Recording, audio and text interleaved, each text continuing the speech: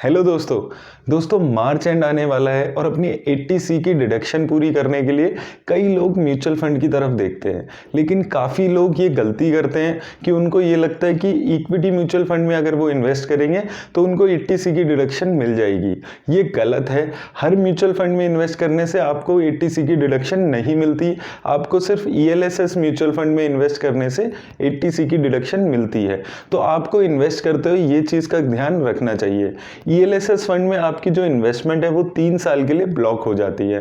तो दोस्तों आज मैं इसी कैटेगरी के एक म्यूचुअल फंड पे डिस्कशन करूंगा, Mirae asset tax saver fund की। ये एक ELSS फंड है और इसमें लगाए हुए पैसे पे आपको 80C की डिडक्शन भी मिलती है और साथ में ये पैसा आपका 3 साल के लिए लॉक इन हो जाता है। तो आइए देख लेते हैं इस म्यूचुअल फंड की डिटेल। तो दोस्तों जैसे कि मैंने आपको बताया था, ये एक ELSS फंड है और इसमें लगाया हुआ आपका पैसा 3 साल के लिए लॉक इन रहता है और अभी इसके पोर्टफोलियो में 57 स्टॉक्स अवेलेबल हैं।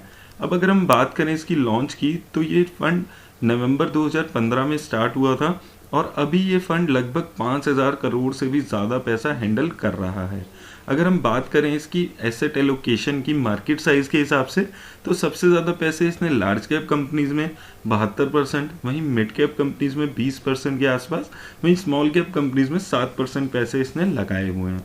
वहीं अगर हम इसका एक्सपेंस रेशो देखें तो इस फंड की एक्सपेंस रेशो चल रही है 0.25%, जो कि इसकी एवरेज कैटेगरी 1.19% की एक्सपेंस रेशो से काफ़ी अच्छी है। बहुत कम एक्सपेंस रेशो इस फंड की है। दोस्तों ये मैंने देखी है चीज़ कि ये जो दो फंड हाउस है, मिराई एसेट और एक्सिस, इनकी जो एक्सपेंस रेशियो है ये अमूमन अपनी जो कैटेगरी एवरेज है उससे काफ़ी कम रहती है। काफ़ी कम चार्ज कर रहे हैं ये लोग अपने कस्टमर से। अब आइए देख लेते हैं कि इस फंड में आप कितने से SIP करा सकते हैं। तो SIP आप 500 रुपये से शुरू करा सकते हैं, वहीं लमसम भी आप 500 रुपये से शुरुआत कर सकते हैं इस फंड में। और अगर हम बात करें इसमें एग्जिट पे, तो आपका पैसा 3 साल के लिए लॉक इन रहता है और जब आप वो पैसा निकालते हैं तो आपको कोई भी एग्जिट लोड नहीं देना होता है। अगर हम टैक्सेशन समझें इस फंड पे, तो जैसे इसमें मैंने आपको पहले भी डिस्कस किया था, ये एक टैक्स सेवर फंड है। तो इसमें लगाया हुआ पैसा आपको 80C में डिडक्शन के रूप में आप ले सकते हैं और 80C की जो लिमिट है वो 1.5 लाख रुपए तक की आपकी होती है। वहीं अगर हम इसके प्रॉफिट पे टैक्स पे बात करें तो 10% टैक्स इसके प्रॉफिट पे आपको लगेगा, 1 लाख से ज़्यादा अगर आपका प्रॉफिट होता है। किसी भी एक साल में 1 लाख तक का प्रॉफिट आपका एग्जेम्प्ट होता है इक्विटी में। दोस्तों आइए इसकी रिस्क रेशियोज के हिसाब से हम समझने की कोशिश करते हैं कि इस फंड में क्या रिस्क हैं। अगर हम रिस्क रेशियोज पे बात करें तो स्टैंडर्ड डेविएशन इसकी 20.66 है, वहीं शार्प रेशियो 0.42% है और टर्नर रेशियो इसकी 0.09% है।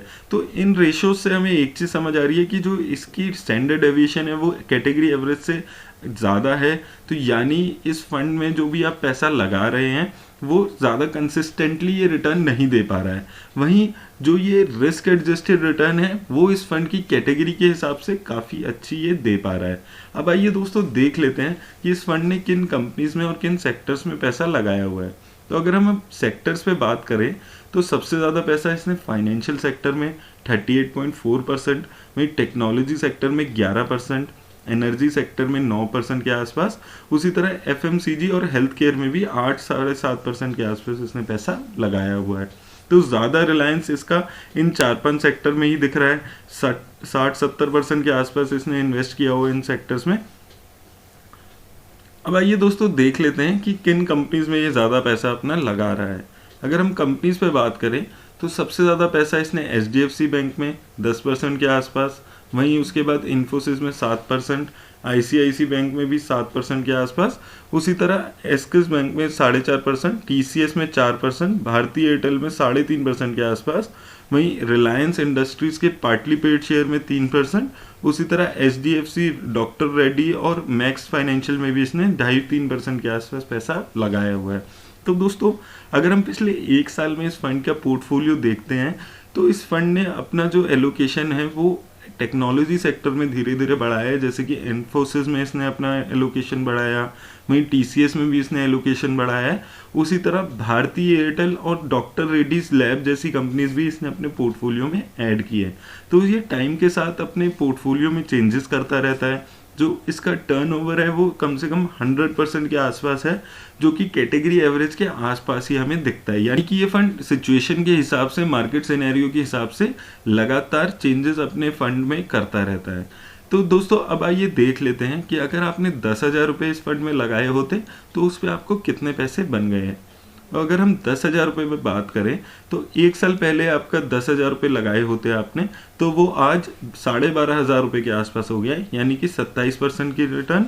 वहीं 2 साल में ये पैसा आपका 14,000 रुपये के आसपास हो गया है, और 3 सालों में 13,000 रुपये ये आपका पैसा हो गया। यानी 3 सालों में इस फंड ने लगभग 37% के आसपास की रिटर्न दी है। वहीं अगर हम 5 सालों में देखते हैं तो 25,000 रुपये इस फंड ने आपके 10,000 रुपये कर दिए हैं। अब आइए देख लेते हैं कि SIP इन्वेस्टर्स को इस फंड ने कैसा पैसा बना के दिया है। अब अगर हम SIP इन्वेस्टर्स की बात करें तो अगर आपने 1,000 रुपये इस फंड में पर मंथ शुरू कराए होते तो 1 साल में वो आपके 12,000 रुपये, 15,000 रुपये के आसपास हो गए हैं। वहीं 2 सालों में 24,000 रुपये लगा के आपके 31,000 रुपये के आसपास हो गए हैं। वहीं 3 सालों में वो 36,000 रुपये आपके 49,000 के आसपास चले गए हैं। उसी तरह 60,000 की इन्वेस्टमेंट में पिछले 5 सालों में इसने आपको 96,000 रुपये के आसपास बना दिए हैं। तो रिटर्न भी इसने फंड ने कंसिस्टेंटली दी है। तो ये फंड अपनी कैटेगरी में काफ़ी अच्छा परफॉर्म कर रहा है पिछले 3-4 सालों में। नंबर 1, नंबर 2 टाइप की ये रिटर्न दे रहा है पिछले 2-3 सालों में। तो अगर आप इस कैटेगरी में इन्वेस्ट कर रहे हैं तो आप अपने प्रोफाइल के हिसाब से इस फंड को भी एक बारी देख सकते हैं। तो दोस्तों मेरी तरफ से आज फिर इस फंड पे इतना ही। अगर आपको किसी और वीडियो पे जानकारी चाहिए तो मुझे ज़रूर बताएं। धन्यवाद।